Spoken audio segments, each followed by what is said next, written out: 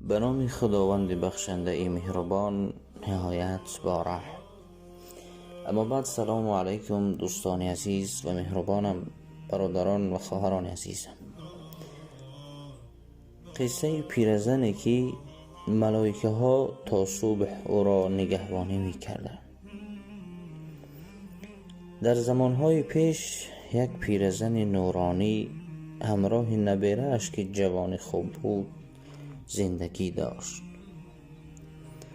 جوان یتیم بود. پیرزن آرزو داشت نبیره اش را خانه‌دار کند.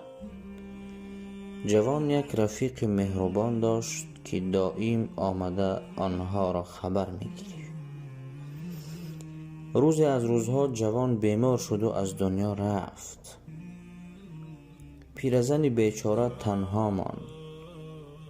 او هر روز غیر از نمازهای خوانده اش در حق نبیره اش دعا می‌کرد، تلاوت قرآن می‌کرد. دوست جوان مثل پیشتره هر روز آمده از احوال پیرزن خبردار می‌شد. روز او آمد به خانه پیرزن، در آمد و از تیرزن نگاه کرد که پیرزن سرش خم است و همون پولهای و تیلهایی که به نیت خانه‌دار کنی نبیره اش گران مانده بود میشمرد. پیرزن جوان این را دید و از خانه پیرزن برآمد و رفت. این جوان را میگد خوابش نبرد. خیالهای بسیار کرد تا که همون پول و تیله ها را از آن خود نماید.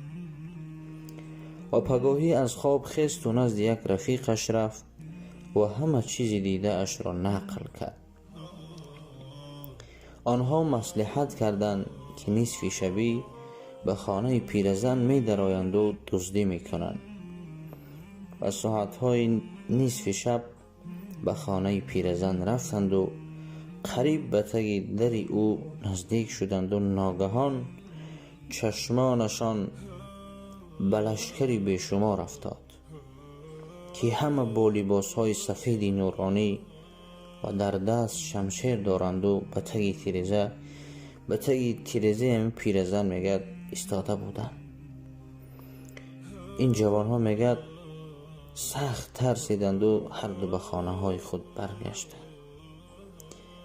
پگاه جوان از خواب خیست و سوی خانه پیرزن روان شد و پیرزن را دید و سلام داد و گفت التماس مادر جان، گناه مرا ببخشید، من خیلی گناه بزرگ کردم. پیرزن حیران شد و گفت برخیز بچم، تو دوستی نبیره من بودی، فقط ما را خبر می گرفتی. تو چی گناه کرده ای که من تو را ببخشم؟ جوان همه قصه را نقل کرد و گفت آن انسان‌های نورانی که در دست شمشیر داشتند کیها بودند ای مادر جان؟ پیرزن با شنیدن این سخن جوان میگد بسیار گریه کرد و به جوان گفت من هر شب بعد از نماز خفتن به تگ درم میرفتم و آیت الکرسی را میخواندم.